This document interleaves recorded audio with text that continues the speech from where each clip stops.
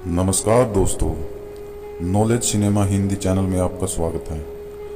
आज हम इस वीडियो में आपको बताएंगे कि पृथ्वी का पहला मनुष्य कौन था।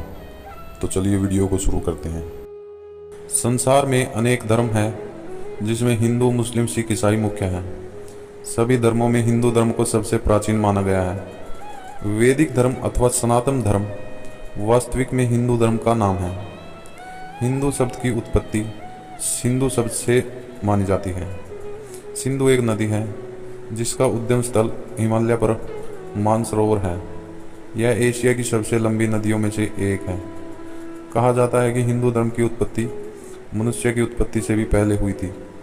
आज हम इस वीडियो में आपको बताएंगे कि मनु और संसार का पहला मनुष्य कौन था।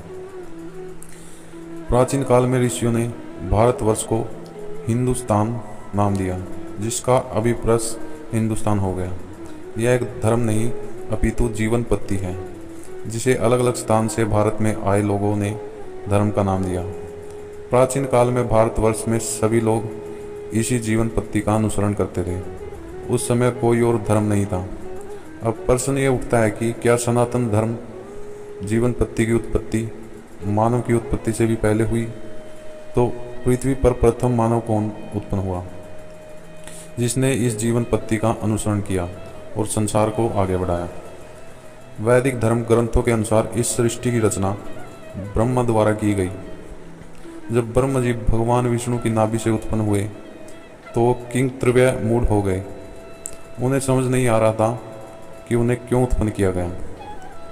तब भगवान विष्णु ने उन्हें सृष्टि की रचना का आदेश दिया। इस आदेश का पालन करते हुए सृष्टि की रचना हेतु ब्रह्मा जी ने सबसे पहले स्वयंभू मनु को उत्पन्न किया, जो पृथ्वी के प्रथम पुरुष थे और प्रथम स्त्री शतरूपा थी।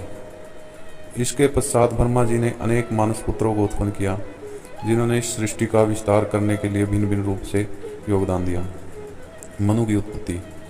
मनु से ही मानव शब्द की उत्पत्ति हुई। संसार में मनुष्य शब्द की उत्पत्ति भी मनुष्य के नाम से ही हुई। कहा जाता है कि अंग्रेजी का मैन शब्द भी मनु से ही निकला है।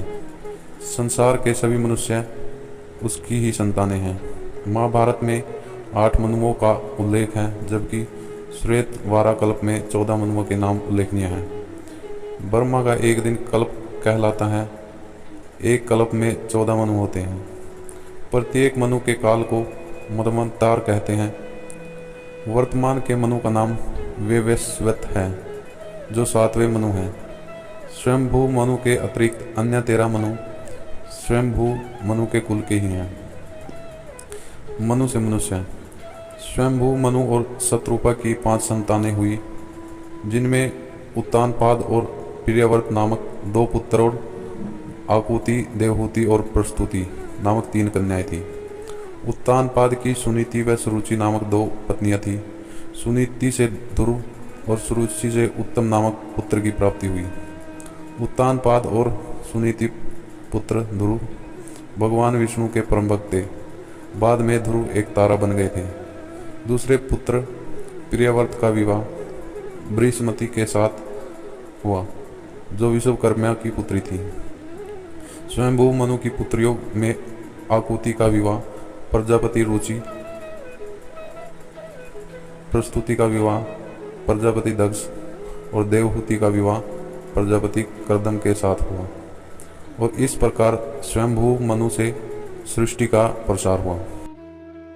दोस्तों, आपको ये जानकारी अच्छी लगी हो तो कृपया चैनल को सब्सक्राइब करें और इस जानकारी को अपने दोस्तों में शेयर करें। धन्यवाद।